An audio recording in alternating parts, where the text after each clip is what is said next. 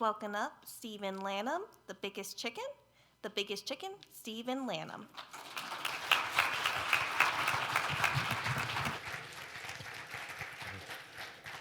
Mic check.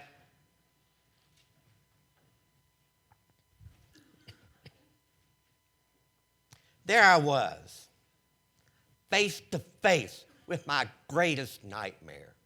Contest master, fellow Toastmasters, and guest. Yes, it was me versus the beast. I trembled, I cowered, I prayed for deliverance. But the beast, the chicken, just stood there. Yes, my tormentor was a regular run-of-the-mill barnyard chicken. I heard some of you laugh. You might think it's funny. But for me, that fear was very real. And I have spent a lifetime coping with that fear and keeping my distance from live chickens. Come with me on a journey. Back when I was growing up, my mom raised chickens. And occasionally, she would send me to the chicken yard to catch a chicken for supper. And that's when I would start pretending. I ain't scared of no chickens. But that wasn't true. So I would go to the chicken yard, open that creaky gate, step into the chicken yard, and then I would creep stealthily into enemy territory until I was about 6 feet away from my feathered foe. And then my version of the chicken dance would begin. The chicken would zig, I would zag. The chicken would zag, I would zig. Back and forth, but always maintaining that 6-foot buffer. Come to think of it, I was into social distancing way before COVID. But back to that chicken yard, okay? I never, ever caught a chicken. Pretending didn't work for me. All it meant was that I was walking on eggshells all the time. After I grew up and moved away from home, I took that distancing concept even further.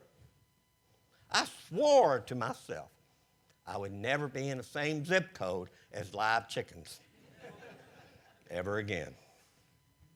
And then that worked until it didn't. One day, a friend of mine invited me to her family's farm. And yes, they had chickens. So we get there. She scoops up a hen in the chicken coop, picks it up, cradles it in her arms, lovingly strokes its feathers, looks at me and says, "Would you like to pet her?" I'm like, "No! What the cluck?" Pardon my foul language there. Avoiding didn't work. Avoidance is not foolproof, as I learned that day on the farm. Fast forward 30 years.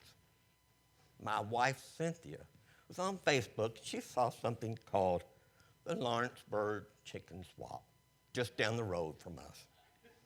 She said, "Honey, I'd like to go check that out." "What?" She said, see my horror, she said, "Not to purchase any poultry now, but just to absorb the novelty of it all." Against my better judgment, I agreed. You know what they say about a happy wife. So we get there. It's like a farmer's market. Instead of selling fruits and vegetables, they're selling live animals of all kinds. Bunnies, ducks, geese, and yes, chickens. But they're all in cages, thank God. So I wander around, admiring the menagerie of animals, when I strike up a conversation with one of the vendors, a young lady who just happened to be holding the chicken, but at a safe distance. We chat for a bit. Then she asked, would you like to hold the chicken? And then before I knew it, she thrust that foul fiend into my arms. Visions of being mutilated and torn to shreds flashed through my brains. And then,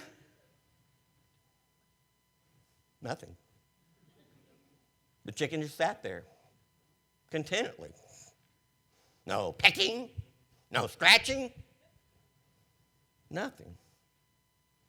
I had faced that fear. I had held a chicken, and I had survived. I faced that fear, and it was just like a wonderful thing. Oh my, look at that. It's time to bring our little conversation here home to roost. For the longest time, I was the biggest chicken in the chicken coop. Pretending didn't work. Avoiding didn't work. But facing that fear. Fear is largest and loudest out there at a distance, but smallest and quietest up close. Fear shrinks the moment you touch it. And when we realize that, my friends, that is something to crow about. Madam Contest Master.